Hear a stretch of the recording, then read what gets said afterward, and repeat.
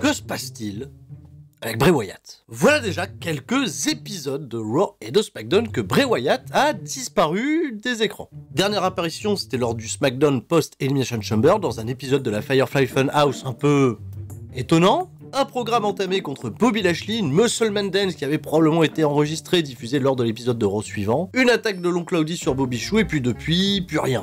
La semaine dernière, alors que WWE se produit pour le live event du Madison Square Garden, Bray Wyatt est censé apparaître, combattre et finalement se voir remplacé par Braun Strowman. Les Dirties sautent sur l'occasion pour essayer de comprendre ce qui se passe, et la première rumeur qui a commencé à circuler provenant du Wrestling Observer nous disait Bray Wyatt a été écarté pour des raisons créatives. Apparemment, il serait pas satisfait de son booking. Alors attention, grosse passette là-dessus, ça reste vraiment à l'état de rumeur, même si cette rumeur peut être appuyée par le fait que Bray Wyatt aurait souhaité dans un premier temps travailler avec Brock Lesnar qui aurait décliné, préférant se diriger vers un match contre Omos, et c'est 2m198. Le programme Bobby Chou Bray Wyatt, c'est vrai qu'il a l'air d'apparaître là un petit peu comme un cheveu sur la soupe, et c'était, je pense, à des années-lumière de ce qui était initialement prévu pour Bray Wyatt lorsqu'il a signé dans la compagnie pour avoir son moment à WrestleMania qui peut-être devait l'opposer à l'oncle Audi. Un élément qui a fait que ce booking n'a peut-être pas eu lieu, c'est Alexa Bliss qui, après avoir tourné heel, on l'a vu, a été approchée à de nombreuses reprises par l'oncle Audi. Elle a perdu son combat Royal Rumble contre Bianca Belair, l'oncle Audi est apparu et lui a dit t'as pas véritablement le contrôle sur qui tu es, et on a appris par les Dirt Sheets juste derrière que Alexa Bliss demandait une pause à la WWE qui allait certainement la faire rater la saison de WrestleMania. Sans Alexa Bliss, dont l'idée du booking oncle Audi Bray Wyatt, eh ben on l'a bien compris, les plans ont changé. Est-il vrai que Bray Wyatt n'est pas satisfait à l'idée de voir les plans changer une fois de plus? Peut-être qu'on lui a fait plein de promesses en lui disant non t'inquiète pas, sous Triple H le régime va changer. Maintenant on sait que Vince McMahon est potentiellement revenu mettre son grain de sel là-dedans, c'est pas à exclure. Mais c'est alors qu'il n'y a pas plus tard que 2 jours que Fightful Select a commencé à enquêter là-dessus, et Sean Ross Sapp évidemment a beaucoup de sources en interne, et Bray Wyatt sera absent pour une toute autre raison. Il serait tout simplement malade. Voilà. On va lui souhaiter bien entendu un bon rétablissement en espérant que ça gêne pas sa participation à WrestleMania. Les sources internes interrogées par Fightful ne rapportent aucun problème d'ordre créatif entre WWE, le booking, Bray Wyatt, apparemment tout va bien. Info ou intox, comme d'habitude dans le catch, on ne sait jamais, mais cette absence de Bray Wyatt est quand même, je trouve, un peu inquiétante. Surtout qu'on peut utiliser Bo Dallas, si c'est bien Bo Dallas derrière l'oncle Audi. Bizarre. Ouais, salut à tous, c'est Sturu, on est parti pour un Raw Recap Express, là encore, parce que grosse semaine, c'est la sortie de WWE 2K23. On a passé une journée marathon entrecoupée de pannes de courant, de problèmes de crash du jeu, et je vous informe que la plupart des vidéos de gameplay popperont sur la corde à linge. Il y aura une vidéo qui sortira dédiée au jeu sur la chaîne C'est ça le catch, ça sera une espèce de review globale, un test du jeu. À me laisser le temps de se faire d'en voir un peu plus, parce que pour l'instant j'ai surtout fait du mode MyGM. J'espère vous sortir ça avant WrestleMania, et pour ceux qui prendraient le jeu, bien évidemment, je vous souhaite à toutes et à tous de vous régaler. On est parti, le Raw Recap qui s'est déroulé dans la nuit du lundi 13 au mardi 14 mars 2023 depuis Providence dans le Rhode Island. Un épisode pas foufou qui va s'ouvrir par le retour de Edge. Grosse réaction à Providence. Le retour de Edge, c'est quand même quelque chose de particulièrement pas banal. Bon, cela dit, celui-là, il a été annoncé. La semaine dernière, on avait appris que Edge allait s'adresser à Finn Balor pour potentiellement, on s'en doute, terminer une bonne fois pour toutes la storyline avec le Judgment Day et probablement défier Finn Balor pour un combat à WrestleMania. En même temps, Finn Balor l'avait déjà défié Edge pour un combat à WrestleMania. Grosse connexion entre Edge et le public, ça fait toujours plaisir. Il appelle Finn Balor à venir au ring. Finn Balor, il va pas venir seul, d'ailleurs il va même pas venir au ring. On reste tranquillement avec les copains sur la rampe d'entrée. Edge, il admet que Finn Balor et le Judgment Day, c'est très très fort, hein. D'ailleurs le Judgment Day de Finn Balor est certainement plus fort que celui de Edge. Et Edge, il a passé des très très mauvais moments à les confronter, dont notamment le fameux Concerto sur sa femme dans ce I Quit match en octobre dernier lors de Extreme Rules. De ce fait, Edge accepte d'affronter Finn Balor à WrestleMania, mais sous ces conditions, et il le défie pour un combat Hell in a Cell. Ça fait depuis quoi, WrestleMania 28, qu'on n'a pas eu de Hell in a Cell à WrestleMania? Une stipulation démoniaque qui pourrait très très bien faire ressurgir le démon! Le démon qui est en Edge. Eh oui, Edge, il est un peu démoniaque. Finn Balor aussi. Mais bon, juste un gars avec des peintures. Souvenez-vous, la dernière fois qu'on a vu le démon, il y a une corde qui s'est pétée. Hein? La fin du segment, elle va se terminer en bagarre générale, puisque Johnny Gargano et Dexter Lumis vont venir sauver les miches de Edge. On est parti à la pub, retour de pub, et un combat qui était préalablement planifié entre Dominic Mysterio et Damian Priest, qui lui n'a pas de match pour WrestleMania, contre Johnny Gargano et Dexter Lumis. C'est parti, 10 bonnes minutes de catch, ça sera d'ailleurs le match le plus long de la soirée, tout le reste fera moins de 10 minutes. Un combat qui sera remporté clean. Ouais, parce que Rhea Ripley n'a pas trop distrait les gens à l'extérieur du ring. Un petit face-off avec Dexter Lumis pour rigoler, mais finalement, ouais, non, c'est une victoire clean de Damian Priest sur Dexter Lumis. Bon match de catch, toujours une aussi grosse hit sur Dominic Mysterio, un Dexter Lumis qui a fait un catch correct. On n'a plus revu Edge, on n'a plus revu Finn Balor, mais cela dit, on a le droit au très très beau visuel pour annoncer et officialiser le combat. La carte de WrestleMania continue de se remplir. Un petit peu plus tôt dans la journée, Katie Kelly elle était au micro du Miz, mais c'est pas forcément très intéressant puisque la caméra qui était là va apercevoir Damage Control attaquer backstage Trish Stratus au point même que les annonceurs nous diront ils ont dû l'emmener à l'infirmerie. Sur grosse attaque. Je fais volontairement un bond dans le temps parce que plus tard il y aura une autre séquence backstage où Becky Lynch et Lita vont se rendre à l'infirmerie, découvrir que Trish Stratus a été attaquée. Mais Trish Stratus elle va sortir de l'infirmerie, elle est pas contente là encore au micro de je sais plus qui, c'était Byron Saxton, Katie Kelly. Bref, toujours rien de très excitant, mais ce 3v3 qui est toujours programmé pour WrestleMania, personne n'aura l'occasion de s'adresser à la foule en live lors de ces segments. En revanche, un autre match hypé pour WrestleMania où là on va avoir une vraie interaction bien physique, bien virile pour hyper le combat peut-être le plus attendu de WrestleMania. MVP accompagne au ring Omos et ses 2 mètres 198, il ne cesse plus de grandir. Brock Lesnar va donc bien lui faire face et Brock Lesnar vient au ring, grosse réaction de la part du public et Brock Lesnar j'ai l'impression qu'il découvre Omos comme un cadeau d'anniversaire. Oui, un cadeau de Noël, j'en sais rien, il va être bordel le mec est grand, je vais me régaler, je vais me le taper, j'ai jamais combattu un mec aussi grand. Il y a une petite poignée de main avec Omos. D'ailleurs, Omos, il aime bien ses mains, ses grosses paluches, là, il monte la taille de son poing au visage de Brock Lesnar qui fait ok, il y a de la viande, il y a des trucs à faire, il y a des choses à découper. Et la poignée de main d'Omos, elle va se poursuivre, puisque c'est Brock Lesnar qui devra y mettre fin en marchant sur le pied d'Omos. Une tentative de German suplex qui a été contrée, et Omos, il a dû s'y reprendre en 2 fois pour jarter Brock Lesnar en dehors du ring, et Brock Lesnar, bizarrement, il a pas eu envie de revenir se bagarrer avec Omos dans le ring. Parce qu'on le connaît, Brock Lesnar, il reste pas quand même sur un échec, et là, Brock Lesnar, il a fait, oula, il est peut-être fort, Omos, hein. C'est vrai, hein, il est fort, Omos. Depuis le temps qu'il est là, il a gagné des grands matchs, Omos. Eh dis donc, le public est un peu excité en live, mais accrochons-nous.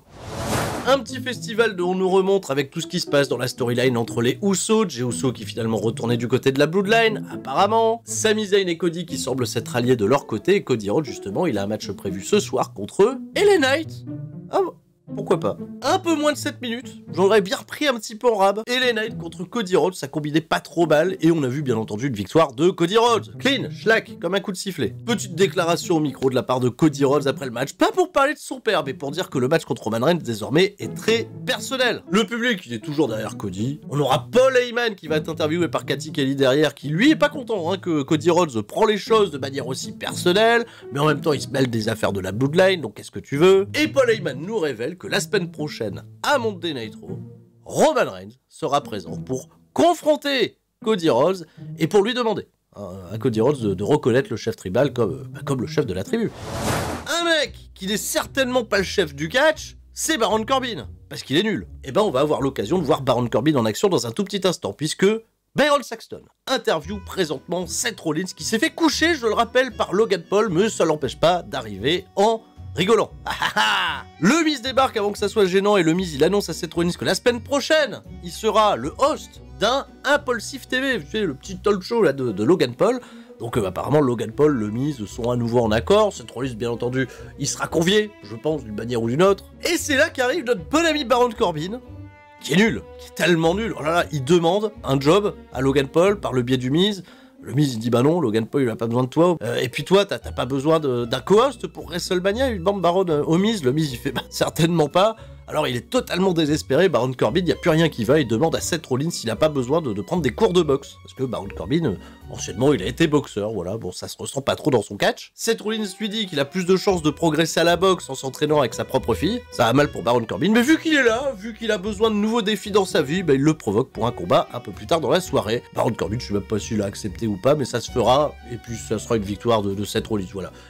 Tant pis, chronologiquement ça arrive bien plus tard, mais victoire de Seth Rollins en 2 minutes, on n'en parle plus parce que Baron Corbin, Toute ta famille était nulle. Ton grand-père est nul. Ton chien... Alors après ça, qu'est-ce qu'on a? Ah oui, oula, Elias, ça avait été annoncé la semaine dernière. Il va affronter Bronson Reed. Voilà, il y a Rick Books qui est venu prendre des notes. Et Elias, il va perdre en 2 minutes. Ah, beaucoup de combats de 2 minutes cette semaine. Ça me rappelle, hein, bon... Bah oui, c'est pas trop dans les habitudes de booking de l'homme d'un âge moyen à une distance raisonnable. Hein, ça sent plus le vieil homme... Surtout qu'on se doute à ce moment précis qu'il n'y aura pas de route de WrestleMania, ni pour Elias, ni pour Books qui vont certainement faire des conneries, ni pour Bronson Reed qui arrive toujours pas à être over avec le public, et bah, on a aussi un angle qui commence à se développer, pas piqué des hannetons non plus, celui-là, c'est Chad Gable. Chef Gable, backstage, va voir Katie Kelly, lui fait, au fait, t'as pas vu mon copain?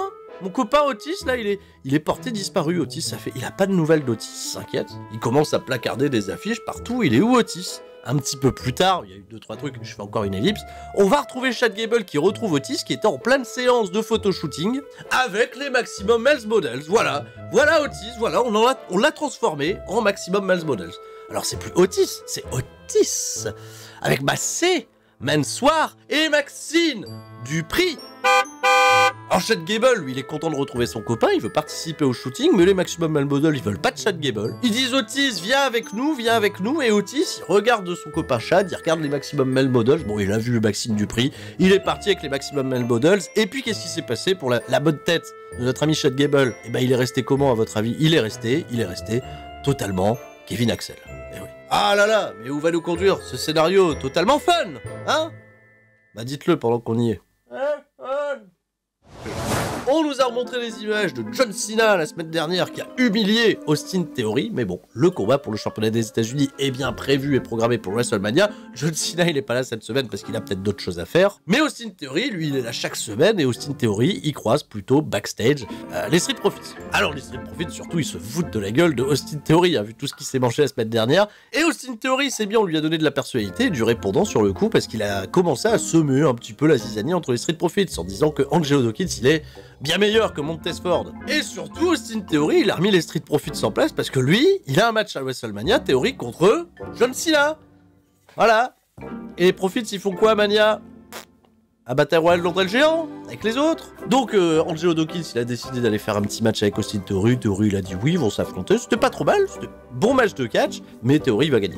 Il va gagner, il va porter après le match le STFU pour passer un message à John Cena. Montez Ford, il a fait le save. À votre avis, qu'est-ce qui s'est passé derrière? Bah, il nous a annoncé pour la semaine prochaine qu'on ferait Montez Ford contre Theory. Parce que voilà, on occupe les gens. D'ailleurs, tiens, une qui s'occupe bien également, c'est Bianca Belair. Après avoir battu la semaine dernière Carmella, cette semaine, elle bat Chelsea Green dans un match compétitif. Voilà, parce que là, celui-là, il aurait pu faire 2 minutes, mais non, ils nous l'ont fait en 6-7 minutes. Après la victoire de Bianca, bah évidemment, Carmella, elle était aux abords du ring, elle est venue donner un coup de main à Chelsea Green pour faire un 2v1. Asuka est arrivée pour faire fuir tout le monde. Asuka, elle a pas remis la ceinture tout de suite. Non, là...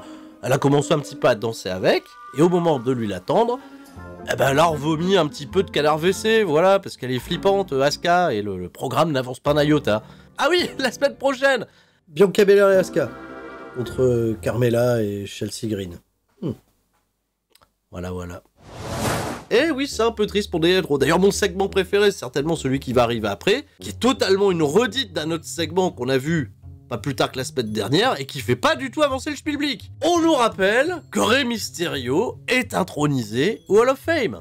Petit clip, le même qu'on a eu à SmackDown, Rey Mysterio fait son entrée, il est de retour à Monday Nitro, il est content de revenir à Monday Nitro, bel accueil de la part du public qui lui dit qu'il mérite d'aller au Hall of Fame. Rey Mysterio, cette fois-ci, il a le temps de dire 2-3 mots, et ça fait plaisir, mais il est interrompu, une fois de plus, par Dominic Mysterio, son propre fils. Alors Rey, encore une fois, bah oui, il regarde ses pompes, il a pas envie de confronter son fils, t'as sacrifié toute ta vie de famille pour pouvoir être là, au Hall of Fame, tu nous as pas consacré du temps à maman et à moi, et puis il nous rappelle des anecdotes comme quoi à l'âge de 16 ans, son père indigne, il lui a offert non pas une Mercedes comme tous ses copains, mais une BMW, tu te rends compte, une BMW, c'est nul à chier. Ça va, calme-toi, c'est pas trop mal une BMW. En plus, c'était pas une série M, je veux un scooter, elle est où ma Xbox 360?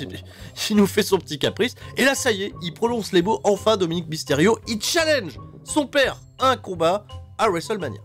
Là, il y a tout le public, évidemment, regarde Rey Mysterio, yes, bah oui, c'est quand même la suite logique, et puis la delivery par contre de Dominic Mysterio, elle est super. on va absolument pas lui reprocher. Rey Mysterio, en revanche, il a fait comme d'habitude, il a pris le micro et il a dit « Je ne combattrai pas contre mon fils parce que j'ai toujours beaucoup d'amour pour toi. Mais Réré, là on veut plus voir tourner face Dominique, c'est terminé. Dodo, on veut qu'il reste il à vie, il est trop cool comme ça.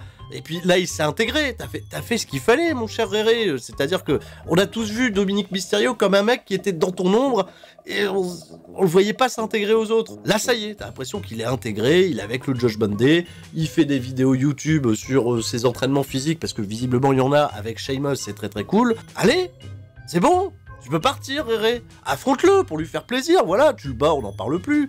Mais c'est bon, maintenant c'est... Bon, mais bon, pour le moment, il a dit non. Bah, on patiente. Vu le temps qu'on y est, on patiente depuis cet été.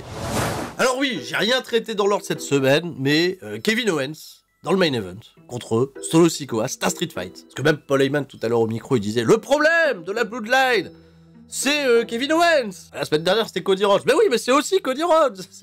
Mais là, c'est Kevin Owens. Kevin Owens, il a fait aussi une petite entrevue juste avant où il a dit bon, je veux toujours pas de l'aide de Sami Zayn. Et Cody qui s'est proposé de m'aider, je veux pas de l'aide de Cody non plus. Ce soir, je vais gérer ça seul, puisque j'ai toujours géré ça seul.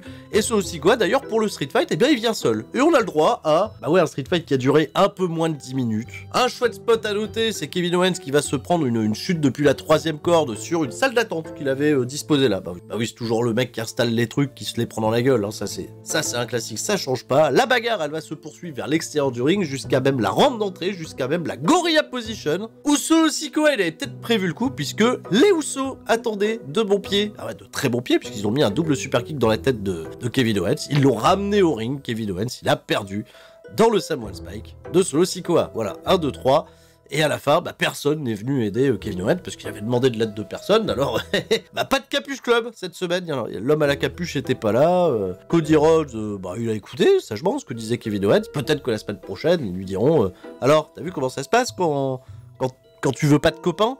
Tu veux pas de copains, voilà, tu te fais casser la gueule. Bon, ce serait peut-être bien qu'il refasse copain. On le découvrira, voilà, cette semaine à SmackDown, ou peut-être la semaine prochaine à Raw, pour le retour de Roman Reigns. C'est tout pour moi, c'était le Raw Recap. Restez forts. Tout le monde reste fort. Ciao, bye bye.